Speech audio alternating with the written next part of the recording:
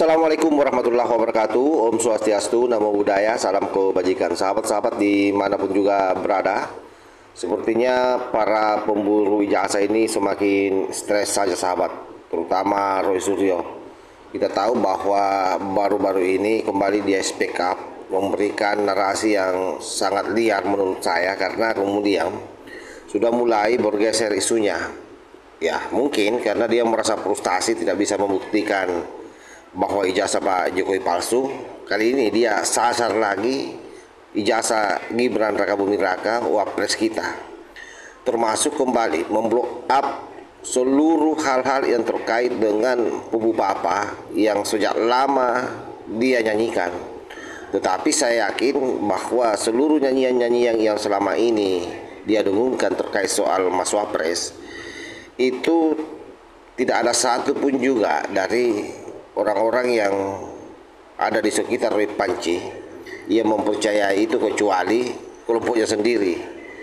Jadi memang kelompok ini intinya adalah berupaya keras bagaimana mendegradasi mantan Presiden Jokowi. Dan hal itu sengaja dia ungkap ke publik secara terus-menerus, mengkapitalisasi isu ini agar kemudian ini cenderung menjadi kebenaran yang tersave di kepala masyarakat. Karena Panji tahu bahwa sesuatu yang berulang secara terus-menerus, maka itu akan cenderung menjadi kebenaran ketimbang kebenaran yang hanya sekali-kali diperdengarkan. Jadi Panji ini memang luar biasa caranya mengkapitalisasi isu. Jadi hal yang tidak masuk akal pun bisa menjadi pilar, apalagi ditopang dengan panggung-panggung televisi nasional. Nah, seperti apa pernyataan Panji ini? Coba kita simak secara bersama-sama. Lain, kalau mau dibuka, buka aja di CNN misalnya. Karena ini juga menjawab pertanyaan publik. Betul. Di forum yang berbeda, jika Mas Roy mengatakan mengatakan tidak ada kaitannya begitu ya. Tapi di forum Purnawirawan, Mas Roy ada hadir di sana. Iya loh. Kemudian ada satu di forum lagi. Purnawirawan, saya selaku ahli. Kalau mau tegas saja. Satu, punya ijazah yang tengarai memang palsu, ya itu karena skripsinya juga palsu. Kenapa nggak langsung berani aja dikatakan? Saya berani mengatakan. Kenapa nggak juga diteliti ijazahnya Gibran? Ya. Kenapa dia sekolah SMA-nya 2 tahun itu di SMA Santo Yosef? SMA 2 tahun. SMA lagi 2 tahun karena dia nggak lulus di sini. Kalau nggak nanti nggak lulus. Masuk lagi SMK Kristen Surakarta. Habis itu hilang tiba-tiba di Singapura. Terus tahu-tahu keluar ijazah dari Management Development Institute of Singapore. Lucunya ijazahnya itu dari Bradford. Ijazah yang resmi dari Bradford. Kalau dia sekolah di MDIS itu logonya 2. Kiri MDIS, kanan Bradford. Ijazahnya Gibran, logonya 1 Bradford. Itu salah beli itu. Artinya salah beli. akan ada tahap 2 begitu ya. Mungkin Tahap 1 Gibran ijazah Pak nggak Jokowi. salah. Mungkin Gibran nggak salah. Mungkin Gibran pesan, saya pesan ijazah asli lo ya. Itu. Okay. Nah, ternyata muncul dibelikan ijazah hanya 1 logo Bradford. Itu hanya bisa diperoleh kalau seseorang itu kuliah di UK, di United Kingdom.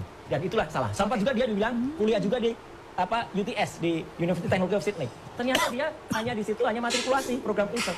Ayo sekalian buka. Oke. Kalau memang Saya ke itu Bang Freddy. Lain kalau orang mau jujur dan kemudian semua orang mau bersifat negarawan, termasuk soal ijazah ini bukan remeh-temeh, jelas banget ya. Oke, sama-sama wapres, bagaimana Indonesia bisa tidak bangga kalau ijazah, replika ijazah wapres nomor 2 di Indonesia, Muhammad Hatta, sampai sekarang masih dipajang di University of Rotterdam, di University of Erasmus ya. Itu dipajang. Belanda saja memajang itu, artinya bangga banget kita. Kenapa di Indonesia ada orang yang tidak berani menunjukkan ijazahnya? Ini kan konyol banget gitu. Atau malah ijazahnya diragukan lagi gitu loh. Artinya dengan yang sekarang masih menjabat. Jadi nggak apa-apa, itu bukan hal yang remeh-temeh. Nah, yang terakhir soal Pupu Papa. Pupu Papa itu, Mbak Elvira dan seluruh pemirsa Headway, 99,9% pasti dia. Sudah ada datanya semua, clear. Dan ini saya pertanggungjawabkan, hanya belum muncul bukunya aja. Nanti ada muncul tuh Gibran White Paper, gitu. Ada juga nanti ya, gitu. Jelas betul itu semuanya. Mulai dari akunnya dia, kemudian hubungannya. Kalau kita buka dengan analisis, itu crowd yang ada, jelas betul hubungannya. Bahkan dia masuk situs porno berapa kali. Ada semua. Dan itu related dengan apa? Kelakuan yang dilakukan setelah dia jadi wapres pun ada. Kenapa? Ini mungkin yang jadi syarat. Baru kali ini ada akun resmi wakil presiden di Indonesia yang mengikuti atau follow akun judi online. Bukan hanya satu judi online-nya, 3 akun judi online diikuti oleh Wapres. Dan dengan enaknya, satu Wapres menjawab, sudah unfollow kok. Enak aja, itu kayak orang nyuri, dan kemudian tiba-tiba udah kami kembaliin. Ya karena ketahuan, kayak Sylvester. Begitulah, gitu. Artinya apa? Udah keluar gini terpidana, tahu-tahu ngumpet sekarang ya. Sampai tadi PK alasannya sakit ya. Kalau dia nggak ketahuan dia terpidana, ya, wah dia mungkin masih keluar-keluar, masih jadi narasumber di sini. Oke, analisa Anda berarti Oh iya, sudah memenuhi. Sudah memenuhi. Dan apa? Baru kali ini ya, saya quote pendapat seseorang yang sempat mengatakan Gibran adalah wapres terbaik yang pernah lahir di dunia akhirat. Kan ada gitu katanya di Indonesia. Juga. Katanya gitu Alin. Ya mungkin dia kepikiran gitu, mungkin karena sudah gak jelas pikirannya habis di depan DPR digebukin waktu itu dia ya ngomong gitu. Ya, dia akhirnya ngomong gitu. Pasti baru kali ini Mbak Elvira ada wapres yang belum beberapa bulan sudah mau dimakzulkan di Indonesia baru kali ini. Ya. Dan itu ya nyata lah, kelakuan-kelakuan sederhana saja nampak kemarin. Sudah jelas yang namanya protokol pakaian resmi kenegaraan Indonesia. Ya, Bang Doli juga tahu, saya juga tahu. Oke, kita sudah lihat sahabat ya, apa yang disampaikan oleh Panci. Jadi memang orang ini dalam hidupnya hanya satu. Bagaimana dia mempermalukan Pak Jokowi. Kelihatan dari narasi-narasi yang dihembuskan ke permukaan. Oleh karena itu, bagi kita rakyat Indonesia yang waras ini, memang harus memfilter seluruh informasi-informasi yang beredar di media sosial.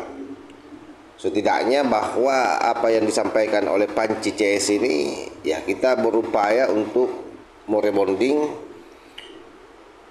penyampaiannya. Saya maksud merebonding itu meluruskan ya, agar apa? Agar rakyat tidak terkapitalisasi dengan isu yang dia hembuskan. Karena ini sangat berbahaya. Bahayanya di mana? Pertama bahwa Gibran ini adalah wakil presiden. Beliau adalah simbol negara. Nah kalau terus-terusan dibangun image seperti ini kan merugikan bangsa kita. Kemudian yang ketiga bahwa bagaimanapun juga apa yang disampaikan oleh Panci CS ini adalah sebuah kebohongan. Nah nanti misalnya kalau dia dilaporkan lagi ini kan pasti akan bermasalah lagi nih orang. Tetapi memang itu targetnya. Nah pada akhirnya yang saya mau sampaikan kepada sahabat-sahabat bahwa sasaran sebenarnya Panci CS ini adalah negara kita. Jadi memang dia mau melihat negara ini tidak maju-maju. Boleh jadi orang ini melakukan ini semua karena ada yang bayar. Yang bayar yang saya maksud ya tentu bukan orang kecil ya, dan itu bisa orang luar negeri yang memiliki kepentingan terhadap bangsa ini kacau terus. Pemerintahan yang dipimpin oleh Pak Prabowo kacau. Pada akhirnya nanti di mata dunia internasional negara kita akan dikenal sebagai negara yang tidak beradab, tidak berperadaban. Kenapa? Karena pemimpin dicaci-caci, pemimpin didegradasi. Padahal itu adalah politis. Seandainya itu fakta kan tidak ada masalah. Fakta pun sebenarnya jalurnya kan jelas. Laporkan saja tuh. Ada hukum yang harus bicara. Tapi kenapa hal-hal seperti ini dipublikasi secara terus-menerus? Sebab memang targetnya politis, narasi pembusukan. Dan ini adalah merupakan jurus-jurus propaganda yang selalu saya sampaikan di video-video sebelumnya. Jadi saya kira yang waras tidak akan percaya dengan apa yang disampaikan oleh Panci CS ini. Demikian, wallahul muwaffiq ila aqwamit thariq. Wassalamualaikum warahmatullahi wabarakatuh.